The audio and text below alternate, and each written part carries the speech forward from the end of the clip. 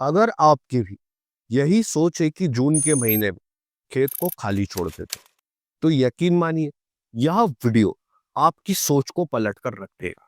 क्योंकि जून का महीना है सही प्लानिंग करने का, और जून का महीना ही यह तय करेगा कि आने वाले बारिश के सीजन में आपकी कितनी कमाई होगी। यह वीडियो जिन किसान भाइयों के यहाँ पर पानी है जून के महीने में, उनके लिए भी है, और जिन किसान भाइयों के पास में पानी नहीं है उनके लिए भी है।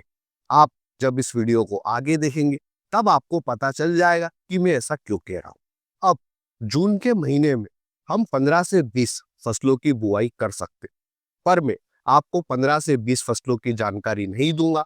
आपके और हमारे दोनों के समय बचाते हुए मैं आपको सिर्फ उन 10 फसलों की जानकारी दूंगा जिन्हें अगर आप जून के महीने में लगाते तो आने वाले बारिश के सीजन में आपको ना सिर्फ इन फसलों से अच्छा उत्पादन देखने को मिलेगा, बल्कि इन्हीं फसलों का भाव आगे जाकर हमें अच्छा देखने को मिलेगा। अब जून के महीने में हम किन 10 फसलों की बुआई कर सकते हैं, एक एक करके जानते हैं। जून के महीने में लगाई जाने वाली हमारी जो पहली फसल है वह है टमाटर। अगर आपकी टमाटर की नर्सरी तैयार है तो आप जून के महीने में टमाटर के पौधों का खेत में ट्रांसप्लांट कर सकते हैं। और अगर आपके यहाँ पर टमाटर की नर्सरी तैयार भी है और पानी भी नहीं है तो आप टमाटर की नर्सरी लगा सकते हैं जून के महीने में। आपको टमाटर की नर्सरी कोकोपीट में प्रो ट्रे के माध्यम से लगाना है। फिर जैसे ही आपके एरिया में मानसूनी बारिश दस्तक दे, उस समय पर आप टमाटर के पौधों का खेत में ट्रांसप्लांट कर दें। यानी कि जिन किसान भाइयों के यहाँ पर पानी है तो वे टमाटर के पौधों का खेत में ट्रांसप्लांट कर दे, और जिन किसान भाइयों के पास में पानी नहीं है तो वे टमाटर की नर्सरी लगा सकते हैं जून के महीने। अब सवाल आता है कि हमें किस वैरायटी का चुनाव करना है, तो आप टमाटर के लिए सेमिनस की अभिलाष वैरायटी का चुनाव कर सकते हैं, या फिर आप सिजंता साहू 3251 के भी बीज ले सकते हैं। ये दोनों ही वैरायटी काफी अच्छी है बारिश के सीजन में टमाटर की फसल से उत्पादन लेने की। टमाटर का भाव हमें पूरे ही साल ज्यादा देखने को नहीं मिलता, पर दो समय पर टमाटर का भाव अच्छा मिलता है, एक बारिश के सीजन में और दूसरा गर्मी के टाइम पर। अब इस साल गर्मी के टाइम पर टमाटर का भाव ज्यादा नहीं गया है, तो उम्मीद है कि बारिश के सीजन में टमाटर का हमें अच्छा मंडी भाव देखने को मिले। हमारी दूसरी फसल है धनिया। आप जून के महीने में धनिया के बीजों की बुआई सीधा ही खेत में कर सकते हैं। अब देखिए हमारे एरिया में तो मई के पूरे ही महीने बारिश हुई है और जून के महीने में बारिश होने की उम्मीद है। पर जिन एरिया में मई के महीने में बारिश नहीं हुई है तो वे मानसूनी बारिश का इंतजार करें, और मानसूनी बारिश होने के बाद ही धनिया के बीजों की बुआई करें। और जिन किसान भाइयों के पास में पानी है तो वे जून के महीने में धनिया के बीजों की बुआई कभी भी कर सकते हैं। अब धनिया का जो मंडी भाव है वह हमें बारिश के सीजन में काफी अच्छा देखने को मिलता है। कई बार तो किसान भाइयों को धनिया का मंडी थोक भाव 100 रुपए किलो, 150 रुपए किलो और 200 रुपए किलो तक भी देखने को मिलता है। ऐसा पिछले 2 से 3 सालों से चलता आ रहा है। इसलिए आप बारिश के सीजन यानी कि जून के महीने में धनिया की खेती जरूर करें। आप धनिया के लिए नामधारी की सुरभि वैरायटी ले सकते हैं, और आप आरके 6 वैरायटी का भी चुनाव कर सकते हैं। हमारी तीसरी फसल है करेला। बारिश के सीजन में लगाई जाने वाली करेले की फसल के बीज बुआई का सबसे उपयुक्त समय जून का महीना है, और इस समय पर आप जब करेले की खेती करते तो आपको करेले की खेती मचान विधि से करना है, ना कि आपको परंपरागत विधि से करना है। मचान विधि से हम करेले की खेती करते तो ना सिर्फ हमें उत्पादन अच्छा देखने को मिलता है, साथ ही साथ कीट व रोगों का अटैक भी कम देखने को मिलता है।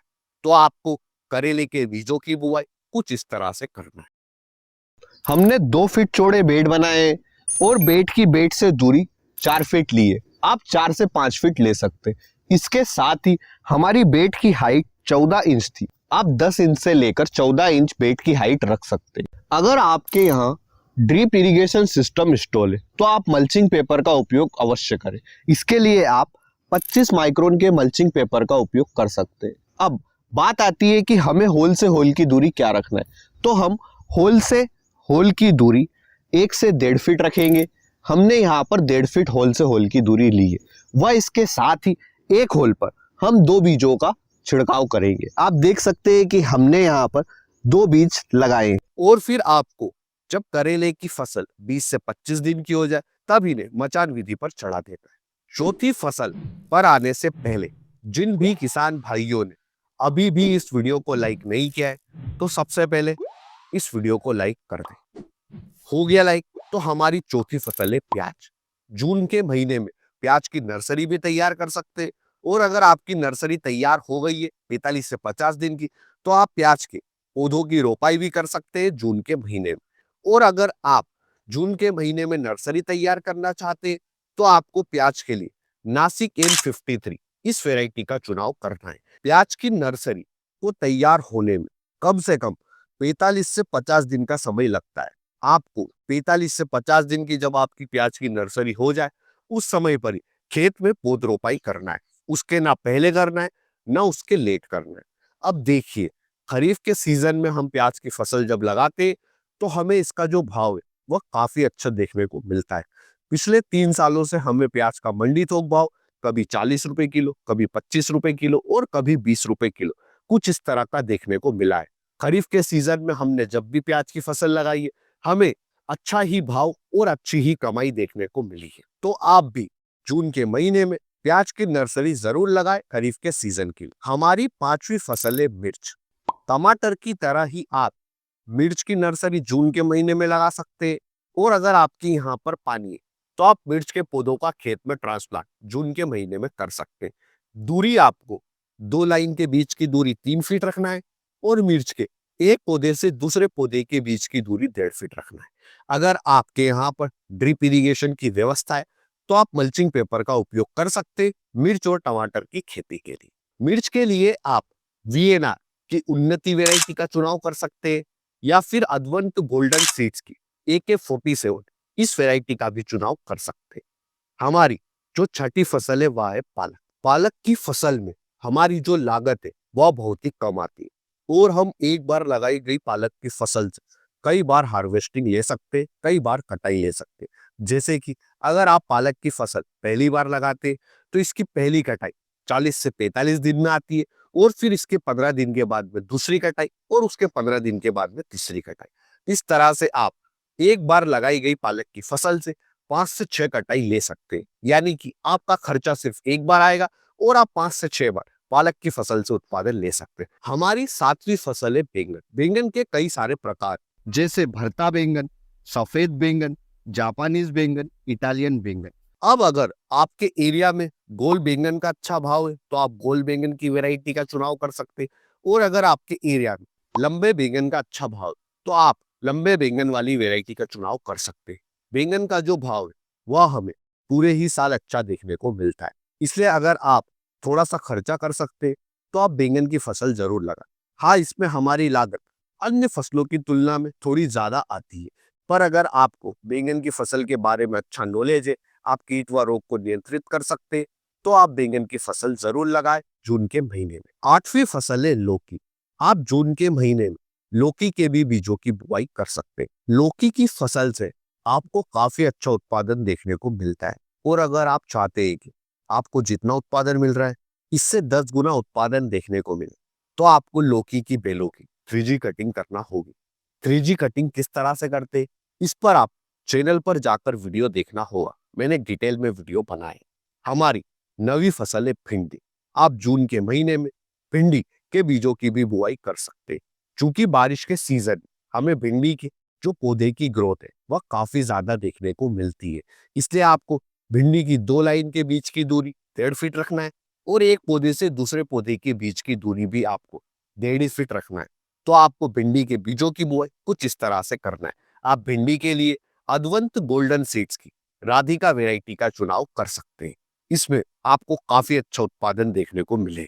हमारी 10वीं फसल है खीरा। हमसे एक किसान भाई ने कमेंट सेक्शन के माध्यम से पूछा था कि वह मई के महीने में खीरे की खेती कर सकते हैं या नहीं। तो मेरा कहना है कि आप मई के महीने में तो खीरे की खेती मत करें, लेकिन आप जून के अंतिम सप्ताह में या 15 या 20 जून के बाद आप खीरे के बीजों की बुआई जरूर करें। तो आप जून के महीने में इन 10 फसलों की बुआई कर सकते हैं। मैंने इस वीडियो में 2.5 एकड़ के मॉडल की जानकारी नहीं दी, क्योंकि इसके ऊपर मैं डिटेल में वीडियो लेकर आऊंगा, क्योंकि यह 2.5 एकड़ का मॉडल पूरी तरह से निर्भर करेगा कि हमारे आने वाले समय में कितनी ज्यादा कमाई होगी और बारिश के सीजन में आप कितनी अच्छी कमाई कर सकते। तो मैं इसके ऊपर डिटेल में 10 से 12 मिनट का एक वीडियो लेकर आऊं, जिसमें मैं आपको A to Z 2.5 एकड़ के मॉडल से जुड़ी हुई जानकारी दूंगा। जो किसान भाई बारिश के सीजन के 2.5 एकड़ के मॉडल के लिए इंटरेस्टेड है, वे इस वीडियो को लाइक करें और हमें कमेंट सेक्शन में जरूर बताएं कि हम इस पर डिटेल में वीडियो लेकर आए या नहीं। वीडियो में दी गई जानकारी अच्छी लगी तो लाइक करें, शेयर करें और ऐसे ही इंटरेस्टिंग वीडियो के लिए चैनल को सब्सक्राइब करें। धन्यवाद किसान भाइयों। जय जवान जय किसान।